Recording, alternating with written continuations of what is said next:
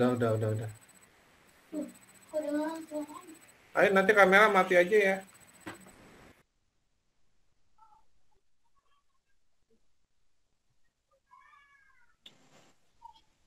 Om Pian udah masuk. Assalamualaikum. Bunda Mia juga. Kedengeran suaranya, Kak? Sabar ya, kita nunggu yang lain dulu. Sore reuni keluarga. Om, hujan Om. Om Pian. Salam. Pian, suaranya bisa keluar nggak Om Pian? Bunda Mia sama Kakak Ira.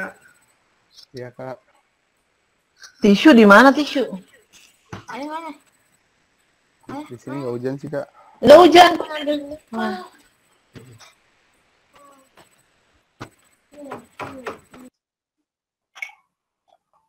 Om Pian, sabar ya Om. Pakai laptop ya Om Pian ya. Kita nunggu dulu yang lain ya. Ya, nggak apa-apa, Kak. Gimana? Sehat Om? Sehat, alhamdulillah. Kok suaranya kayak lemes gitu? Nggak apa-apa. Benar? Iya. Kita mulai. Iya. Salam sehat ya. Alhamdulillah Bu. Kita mulai jam 8:05 ya. Sambil nunggu dulu.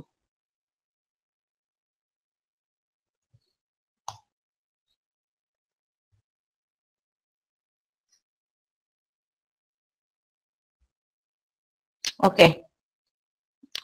Baik teman-teman. Jadi yang nanti terlambat sambil jalan aja. Kita mulai ya diskusinya. Siap kan? Oke, Om Pian siap Om Pian? Siap. Materinya kelihatan ya?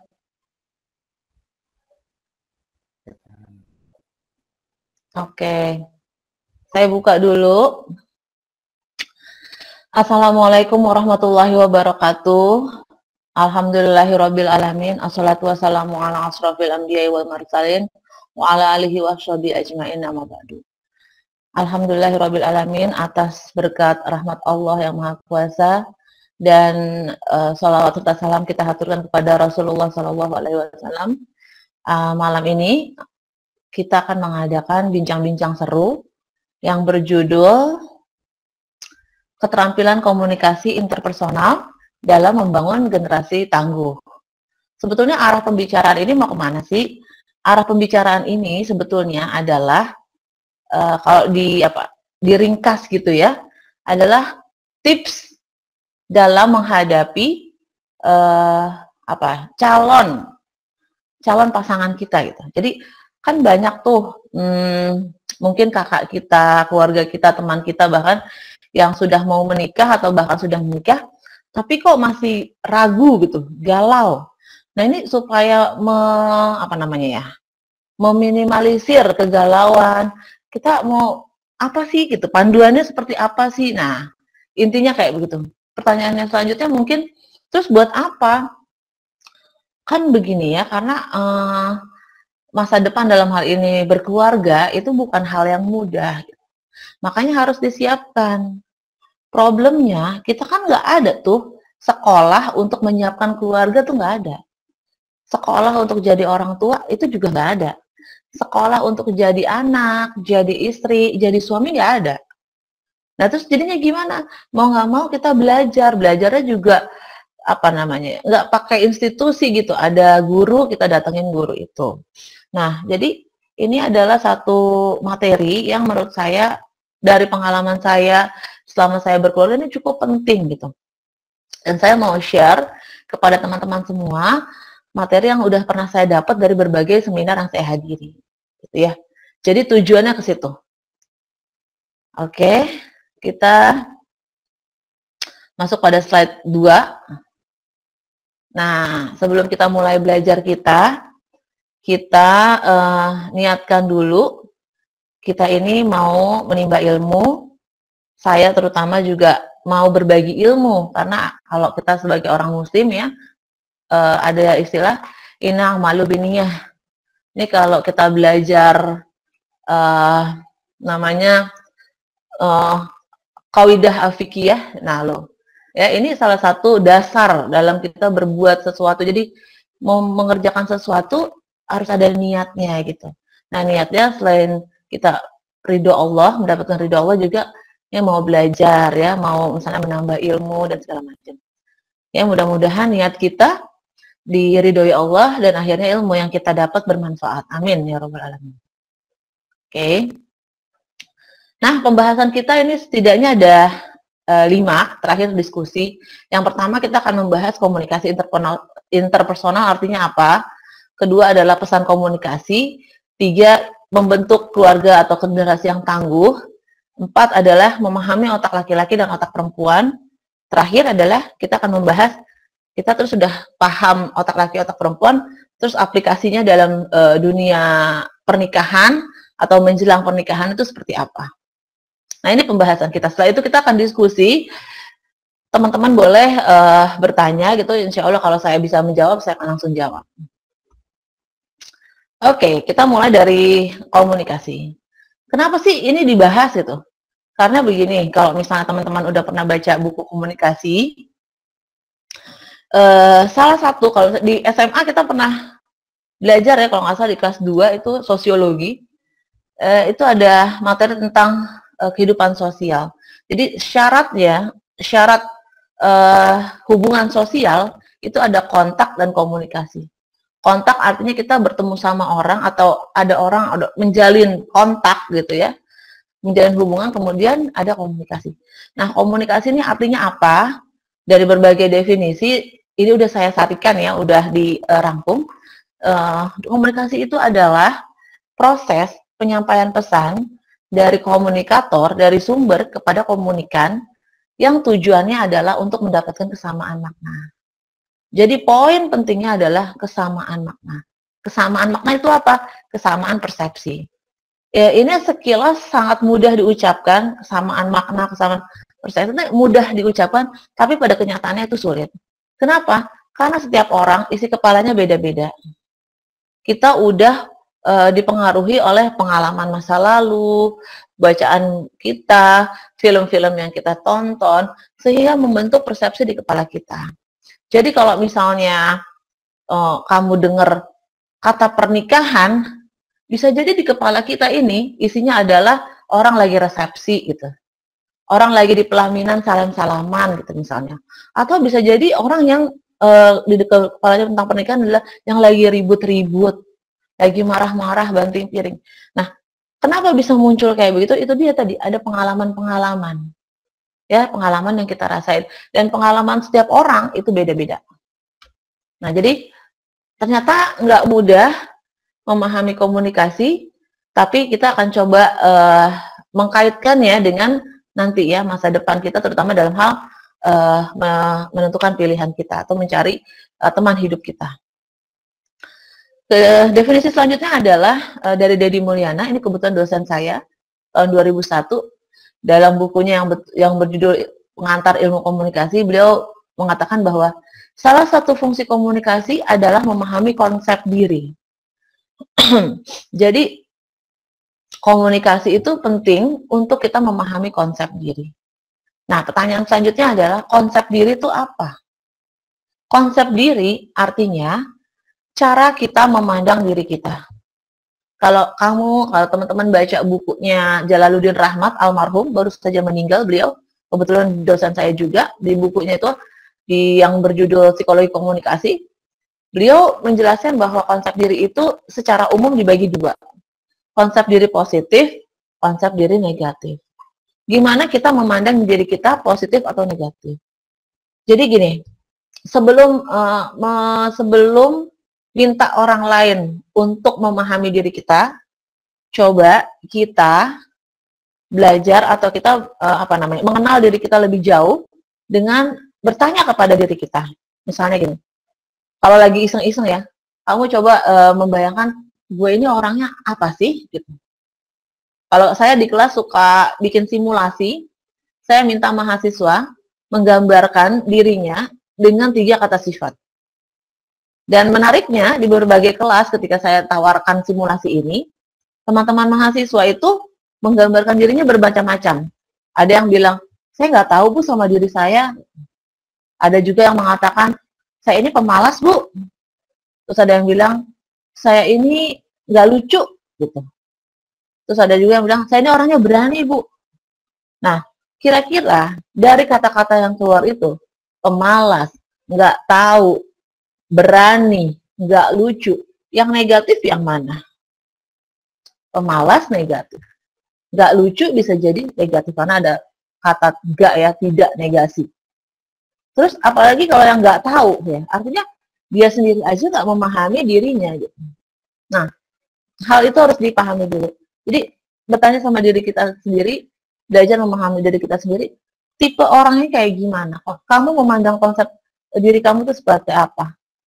Ketika banyak sifat-sifat negatif yang keluar, ya kamu, saya orangnya moody gitu ya, nggak mood.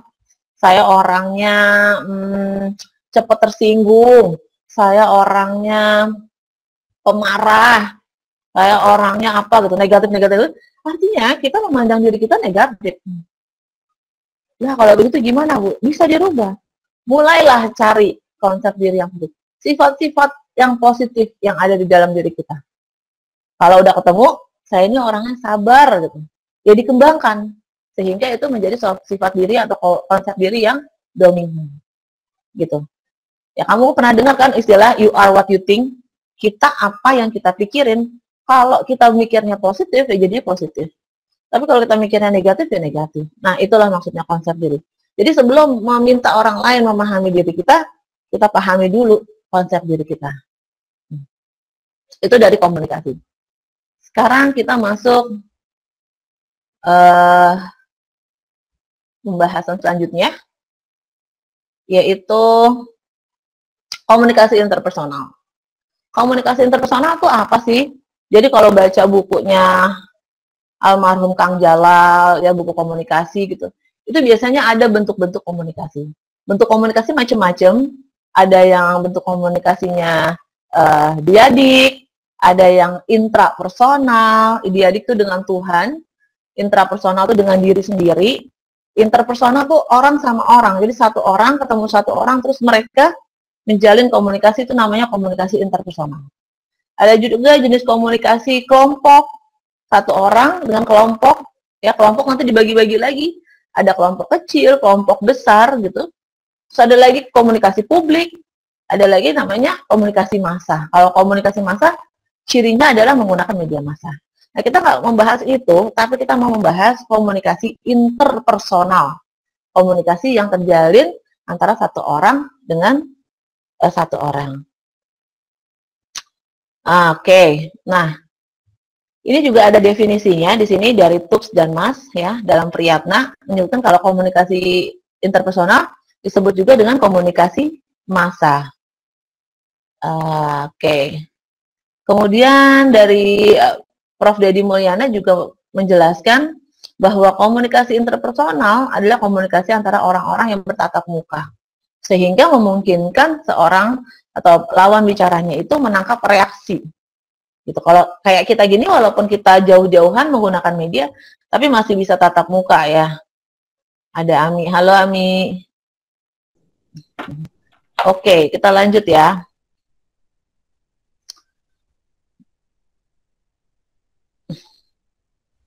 Oke. Ini mau ngomongin pesan komunikasi nih. Buat teman-teman yang suka K-popers pasti tahu nih gambar yang ada di sini siapa. Ya. Pesan komunikasi secara umum ada dua, pesan verbal dan non-verbal. Pesan verbal, toolsnya atau alatnya adalah bahasa.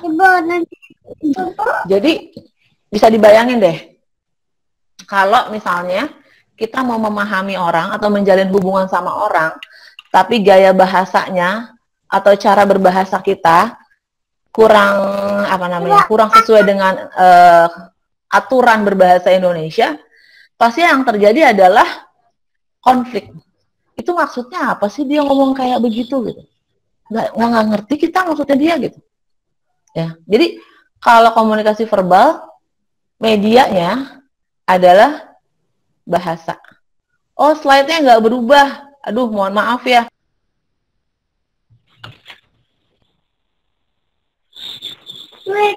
Saya kacamata.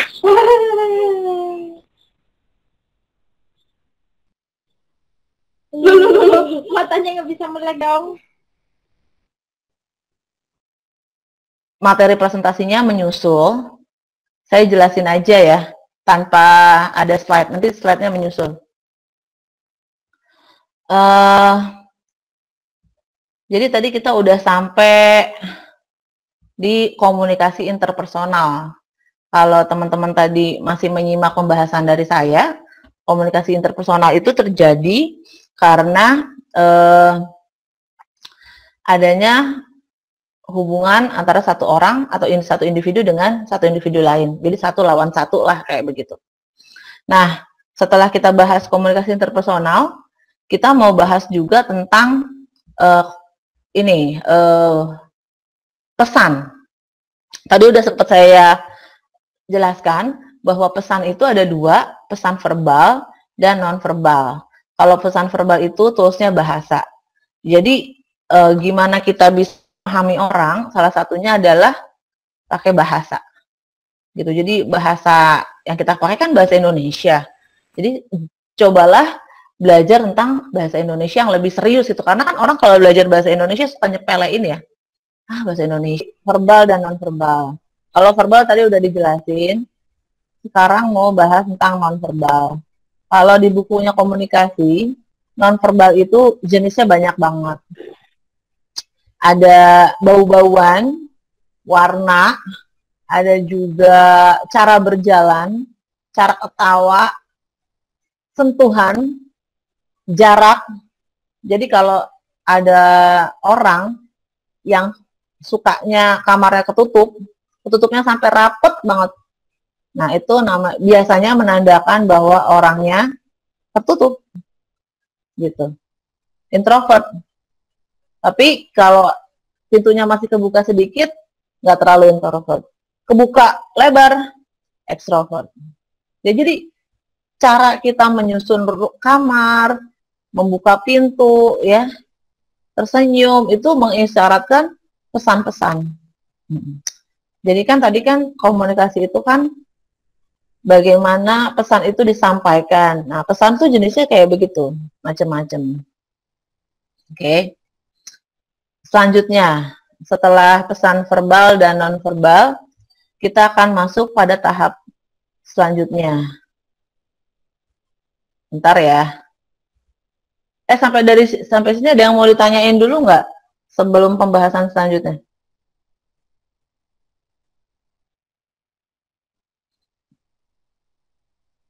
Nggak ada ya? Silakan nanti kalau ada yang mau ditanyain, bisa di sesi diskusi. Tapi kalau misalnya ada yang mau di tengah jalan bertanya, mangga ya. Oke, saya mau jelasin. Kalau di slide saya, ini slide berikutnya adalah angka perceraian tertinggi saat pandemi COVID. Jadi saat pandemi COVID, itu ternyata angka perceraian mencapai peningkatan. Ya, saya dapatnya dari Republika. Terus selanjutnya ada yang kenapa orang itu bercerai? Alasan-alasan kenapa orang bercerai dan angka perceraian selama beberapa tahun di Indonesia. Jadi angka perceraian di Indonesia ternyata itu semakin tinggi. Bahkan di tahun 2016 atau 2017 gitu, ada artikel yang membahas bahwa Indonesia darurat perceraian. Nah, ya kan? Berarti udah tahu kan kemana nih arah pembahasan kita. Oke, di slide berikutnya kita mau bahas bagaimana membangun generasi yang kokoh melalui pernikahan. Salah satu caranya adalah menyiapkan calon orang tua. Kita pernah nggak belajar jadi calon orang tua? Nggak pernah ya? Kalau misalnya ditanya, orang tua apa sih? Orang tua artinya jadi apa sih? Yaitu Bu, orang tua itu harus menyediakan makanan, minuman, sekolah. Mungkin di dalam kepala kita definisi orang tua tuh kayak gitu. Tapi ternyata kalau kita udah ada di posisi menjadi orang tua itu beratnya minta ampun. Ya karena kan sampai apa tuh liang lahat ya, orang belajar sampai liang lahat. Oke. Jadi ternyata pekerjaan yang sulit ini tidak ada sekolahnya, mau cari informasi atau ilmu juga nggak ada pendidikan khusus, nggak ada mungkin buku pedomannya, nggak ada, ya. Tapi tuntutannya adalah sampai akhirat. Nah tuh ya, pekerjaan berat yang nggak ada sekolahnya. Oke. Jadi dipahami dulu bahwa membentuk generasi yang kokoh, yang tangguh, dimulai dari diri kita yang menyiapkan menjadi orang tua. Slide berikutnya. Nah, slide berikutnya kita akan memahami otak laki-laki dan otak perempuan. Coba dong, Pak Iman, otak laki. Nah, ini dia nih. Kelihatan nggak teman-teman? Siap, kelihatan. Oke, makasih. Saya mau jelasin nih. Kebetulan bukunya punya. Jadi ada seorang dokter, namanya Lou Anne Berzendine. Dokter dari Amerika. Dokter khusus hormon perempuan. Bikin 2 buku.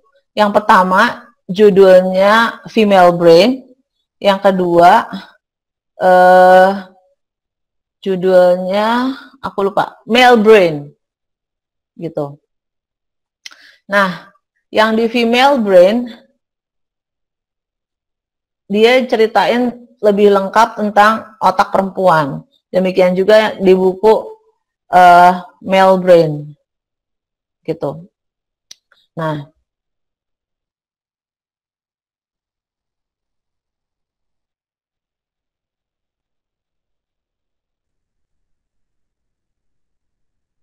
maaf. Halo. Oke, sekarang udah kedengeran. Kalau teman-teman bisa lihat gambar di sini ada otak laki-laki, ada otak perempuan. Ini juga mungkin kita lihat yang biru dulu. Kalau yang laki-laki nih like to make to-do list. Katanya kalau otak laki-laki senangnya membuat to-do list, daftar apa aja yang harus dikerjakan. Terus menjawab sesuatu dengan honest, dengan jujur. Gitu. Terus 3, lebih suka baca non-fiksi. Ini kan yang menjelaskan kenapa TV One yang nonton banyakan laki-laki itu. Dan kenapa sinetron yang nonton banyakan perempuan.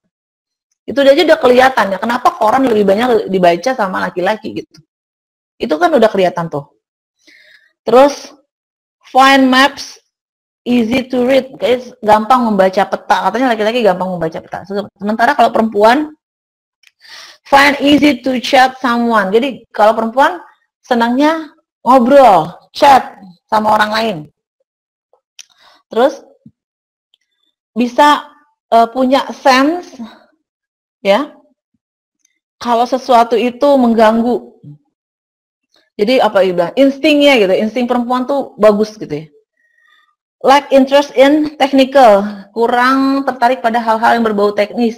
Biasanya kalau di kampus-kampus teknik, biasanya banyak anak laki-laki gitu. Ya kan udah kelihatan tuh ya. Karena itu dia, kenapa laki-laki dan perempuan beda? Salah satu jawabannya karena otaknya juga beda. Maksudnya bukan otak beda bentuknya, bukan. Tapi interestnya atau apa ya namanya, kebutuhannya itu beda. Ya kan wanita punya rahim kan, perempuan punya rahim. Rahim itu kan untuk mengandung. Jadi kan tubuhnya itu udah disesuaikan, udah di build up sesuai. Hardware harus sesuai sama software. Software tuh otaknya gitu. Hardware udah badannya. Jadi harus sesuai. Makanya kalau beda ya wajar.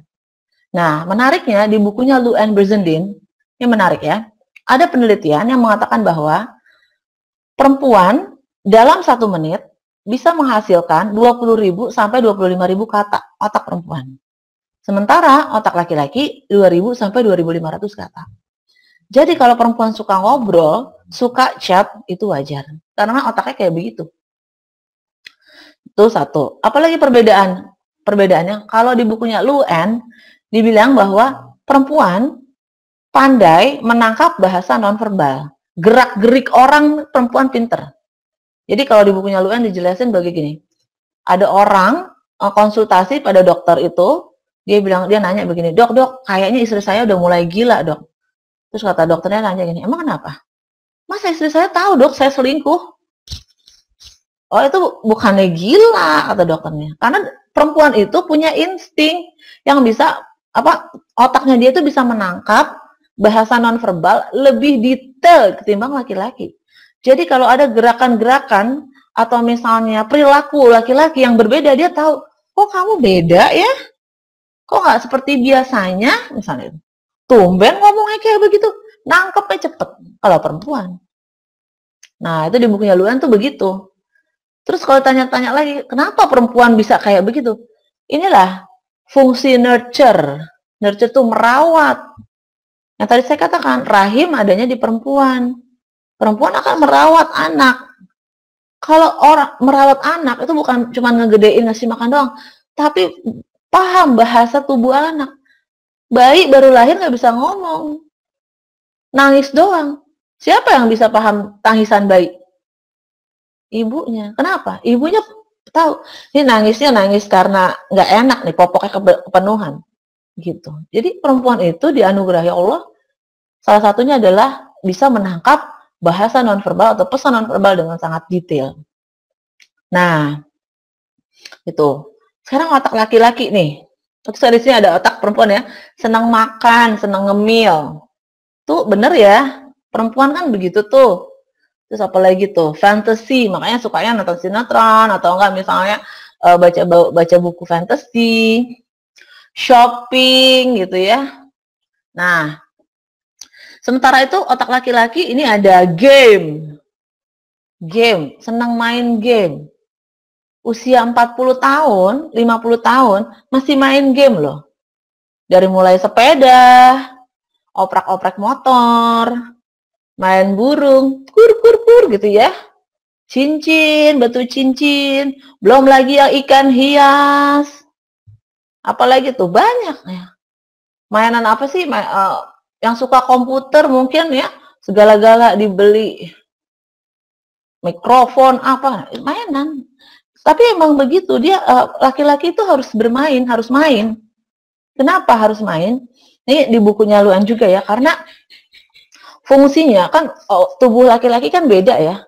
Laki-laki tuh ototnya lebih kekar, lihat aja kakinya tuh, ya keker-keker banget.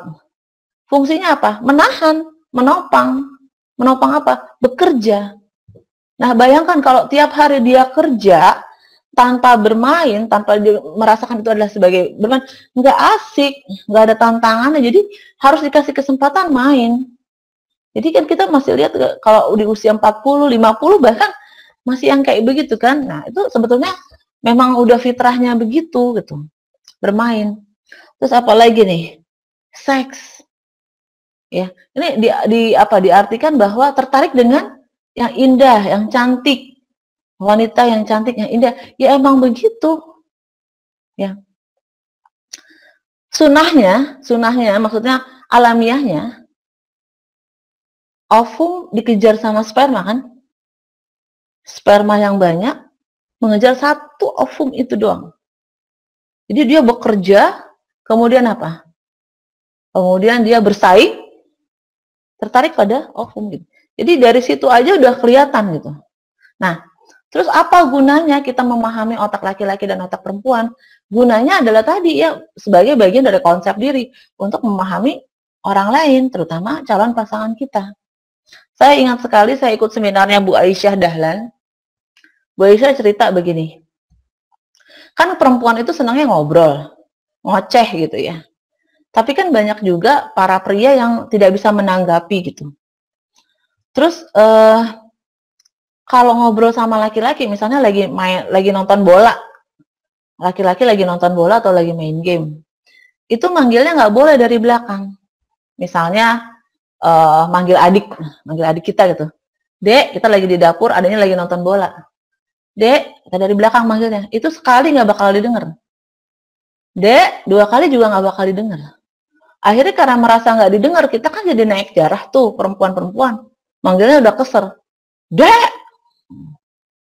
Itu juga belum tentu nengok. Kenapa? Karena laki-laki biasanya fokus. Kalau udah satu hal, dia akan fokus itu. Jadi gimana caranya manggil, deketin. Liatin matanya. Aku panggil, Dek, gitu. Deketin lah, seenggaknya dari jarak dekat. Nah, kayak begitu. Itu dari cara memanggilnya aja udah beda. Tapi kan tuntutan para perempuan, pengennya apa? Pengennya dipahami kan? Tanpa kita mengucapkan atau berkata-kata. Ah, dia nggak ngertiin saya. Gitu kan? Kalau misalnya ditanya apa yang membuat perempuan suka sama lawan jenis, orangnya enak diajak ngobrol tuh, chat. Berarti chit-chat, ngobrol. Atau dia paham tentang saya. Gitu. Nah, itu perbedaan otak laki-laki dan otak perempuan. Next slide. Oh ya, teman-teman jangan lupa isi formulirnya ya. Nah, kita udah masuk pada tujuan menikah. Ngapain sih kita nikah? Ngapain sih kita cari pasangan? Ada yang berpendapat itu adalah anjuran atau ajaran agama. Karena dengan menikah menyempurnakan ibadah. Ada juga yang berpendapat untuk membentuk keluarga samara, sakinah, mawaddah, warahmah. Ada yang berpendapat untuk memiliki keturunan. Karena dengan demikian nanti misalnya ya, udah tuanya dia ada yang ngurusin dan segala macam. Ada juga yang berpendapat menikah itu adalah untuk mendapatkan teman hidup. Ya. Next slide.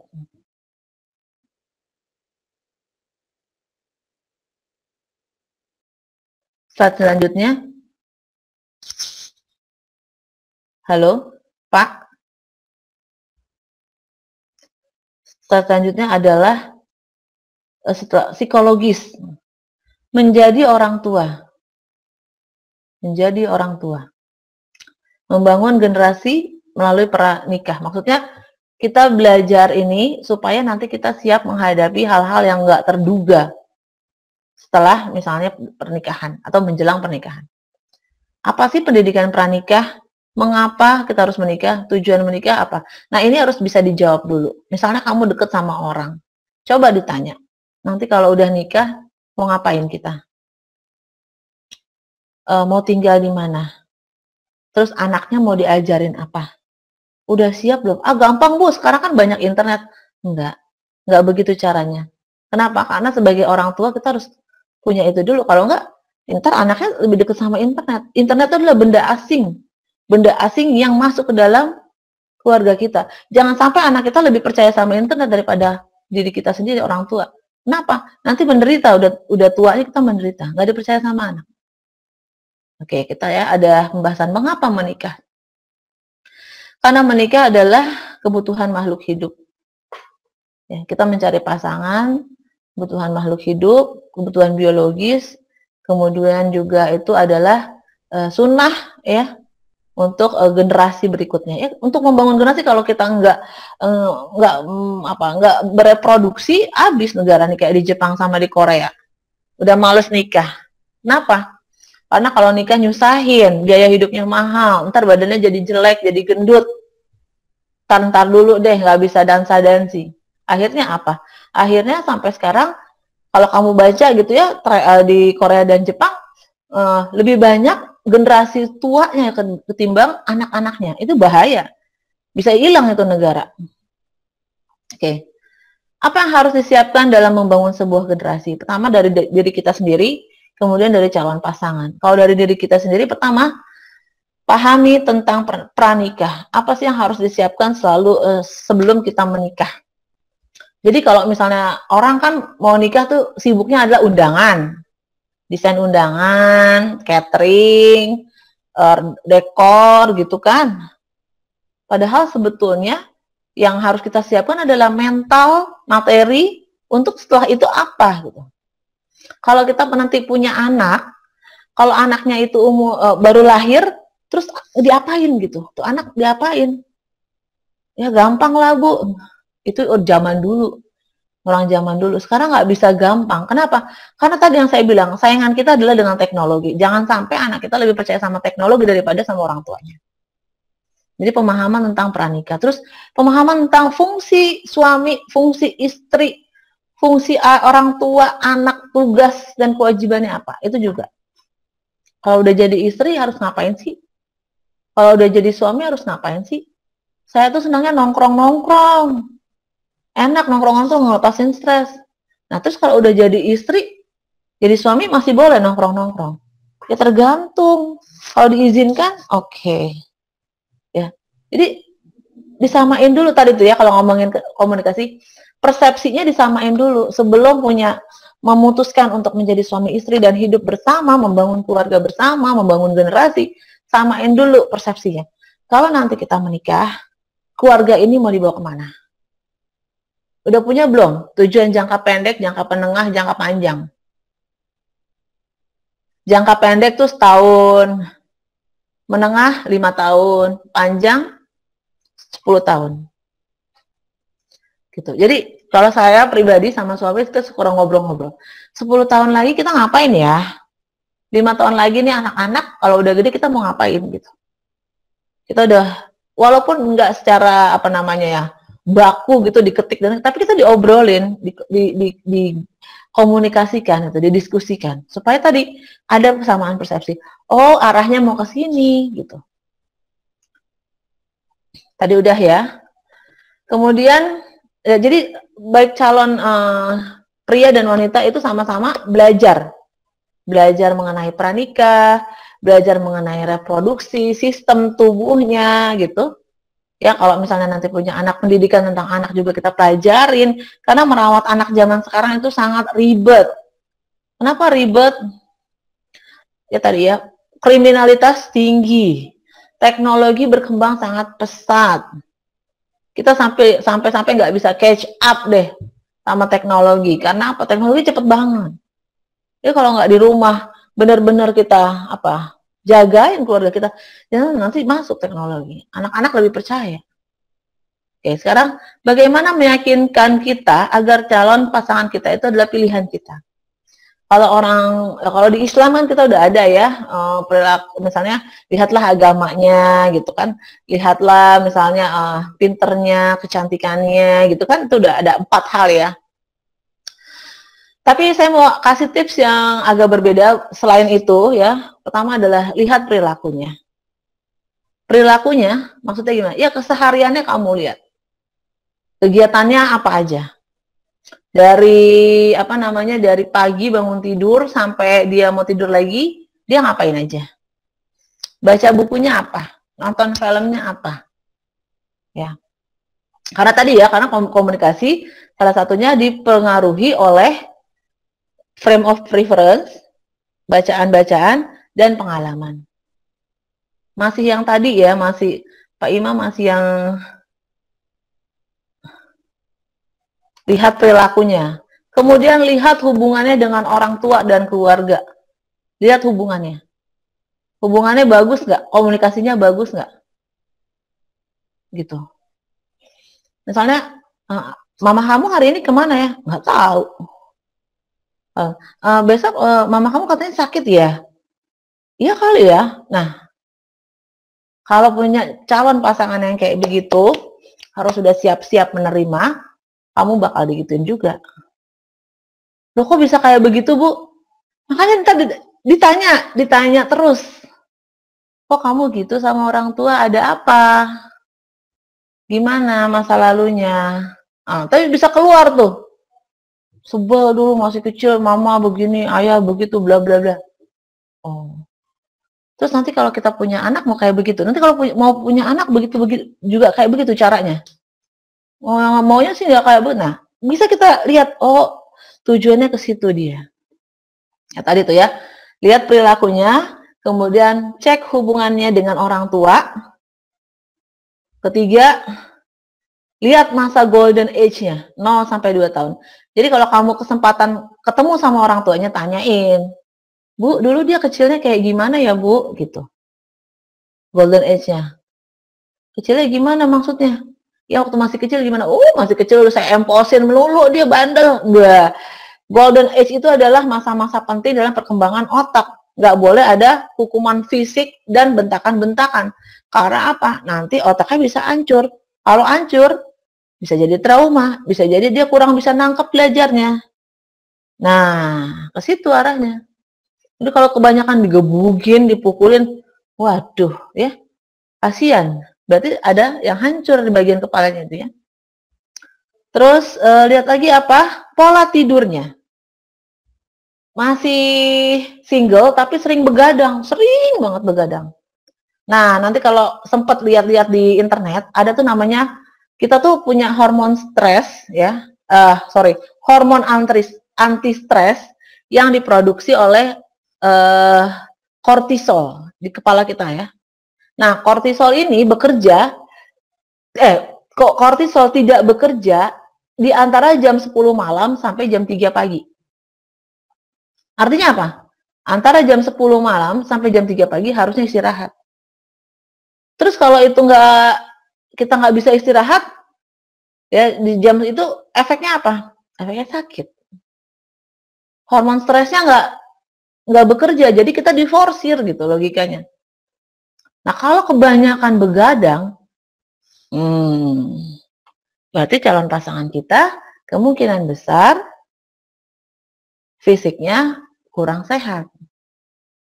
Terakhir, gimana caranya? Adalah pola makan. Lihat makanannya. Makanannya junk food nggak? Makanannya sukanya apa? Nah, itu dia. Jadi, bisa dari situ. Ya. Dilihat pola tidurnya, hubungan dengan orang tua, terus pola makannya. Selanjutnya, tadi ya udah pemahaman tentang pernikahan, tugas suami, tugas istri, udah psikologis. Oke. Pak, bentar. Pak Imam, psikologis Pak Imam.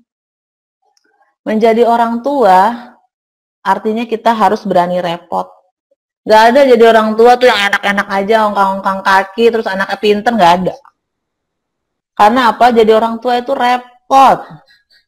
Masih kecil anak harus dijagain, dicebokin, dikasih makan, hati-hati guling kanan, guling kiri, dia bisa jatuh.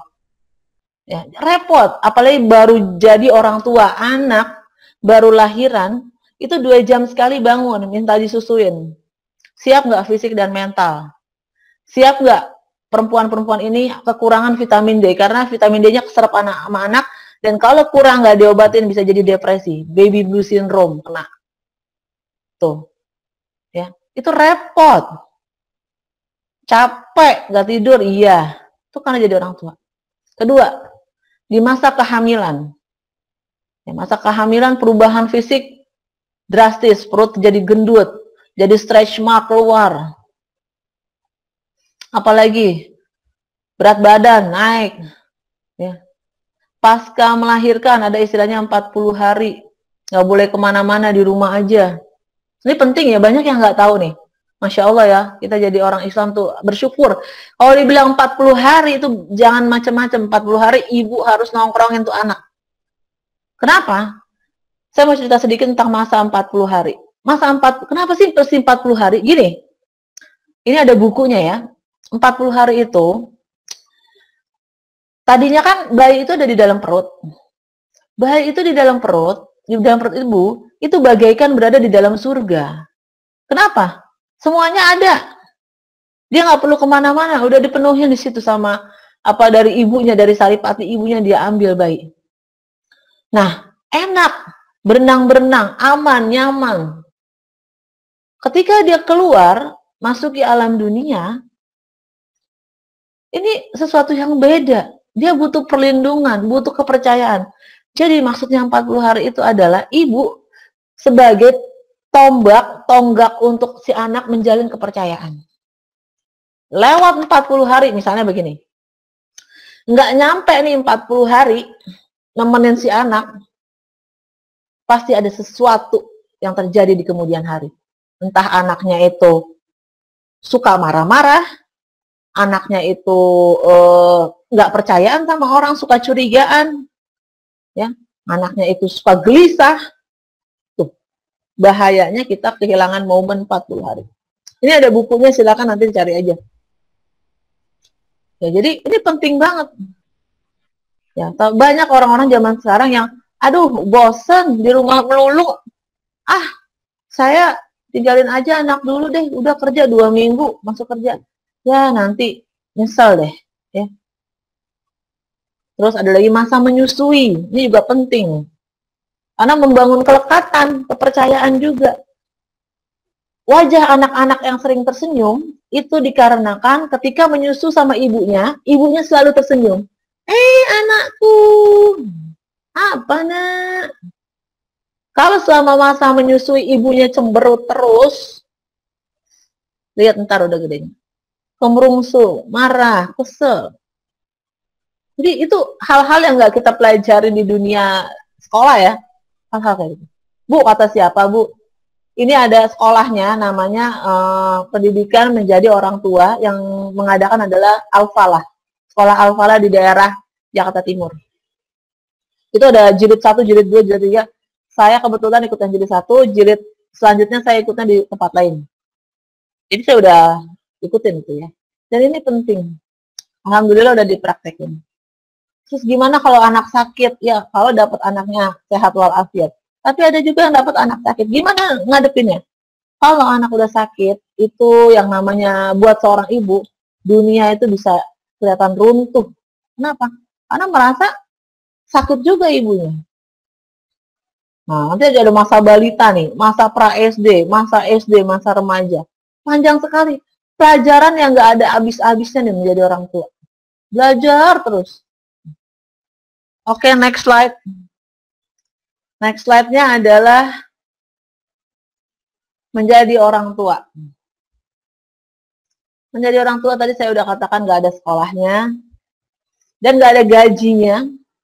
Tugasnya 24 jam. Saya selesaiin dulu ya menjadi orang tua, nanti ada yang reset.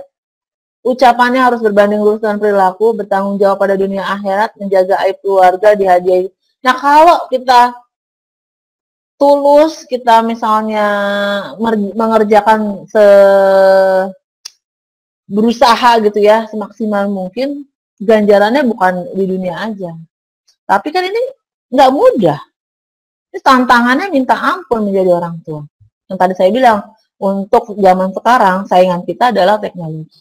Umumnya adalah teknologi. Karena tadi ya, tuntutan hidup, yang pekerjaan, segala macam. Akhirnya, mau nggak mau teknologi itu masuk ke lingkungan kita. Iya, Mbak Mia, gimana Mbak Mia? Mau bertanya ya Mbak Mia? Boleh diketik aja di chat.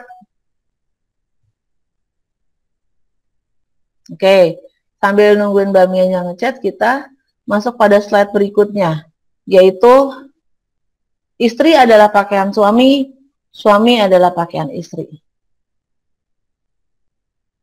Nah ini waktu itu lagi ada pernikahan saudara saya, terus penghulunya tuh ceramah tuh saya dengerin gitu ya. Padahal saya waktu itu sudah menikah, tapi saya dengerin, oh iya ya, saya waktu ceramah pernikahan saya nggak dapet nih gitu ya. Beberapa tahun yang lalu saya nggak dapet.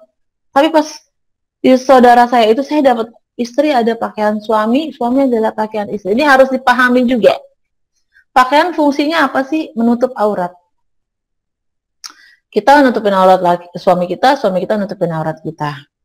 Kedua, pakaian gunanya buat apa sih? Menutupi, menjaga keamanan, menjaga suhu, melindungi tubuh dari panas, dari hujan, dari angin, dari debu. Jadi sama-sama melindungi. Suami melindungi istri, istri juga melindungi suami. Makannya misalnya disiapin. Suami juga begitu. Ya sama-sama saling melindungi. Terus apalagi sih fungsi pakaian gitu?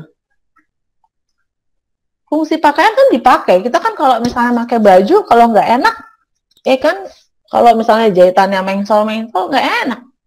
Nah, jadi gimana biar kita itu sama-sama nyaman, ngobrolnya nyaman gitu, bekerja sama di rumah juga nyaman. Jadi saya menangkap ceramah Ustadz penghulu itu waktu itu ada 3. Untuk menutupi aib, menutupi aurat, kedua untuk menjaga tubuh kita, dan 3 adalah untuk sama-sama mendapatkan kenyamanan. Next slide.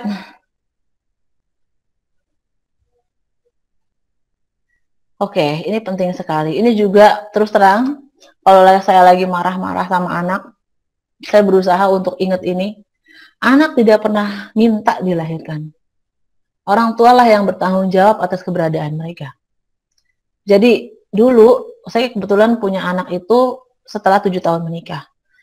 Selama 7 tahun berdoa minta-minta ada anak. Ya Allah berikanlah saya keturunan bla bla bla bla bla bla.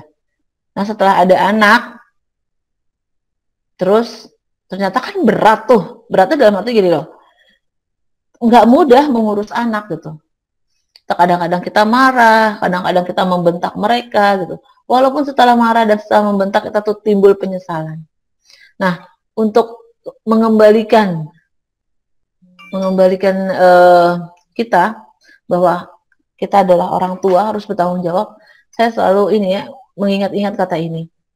Anak tidak pernah minta dilahirkan, orang tualah yang bertanggung jawab atas keadaan mereka.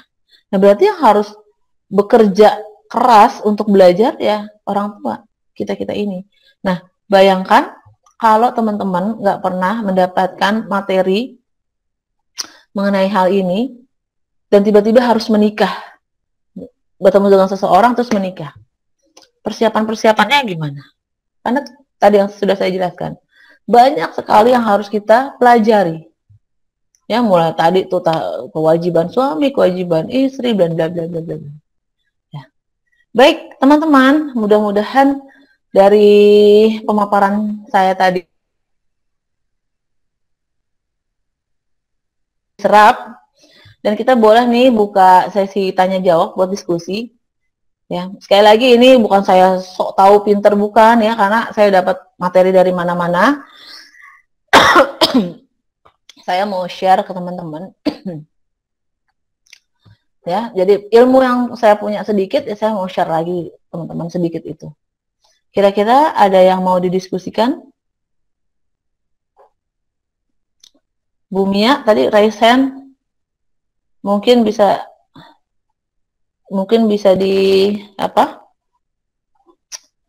di unmute. Pak Fian, Mas Fian gimana Mas Fian? Ada yang mau didiskusikan nggak?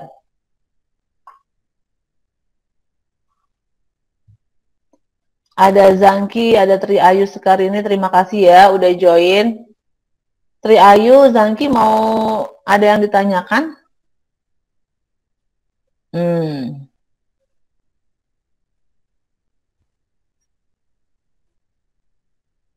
Oke. Terima kasih atas perhatiannya teman-teman. Mohon maaf kalau ada kekurangan. Mudah-mudahan pertemuan kita kali ini membawa manfaat.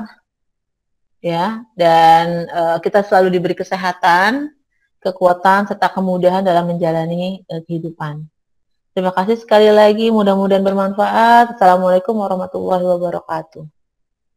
Waalaikumsalam warahmatullahi wabarakatuh.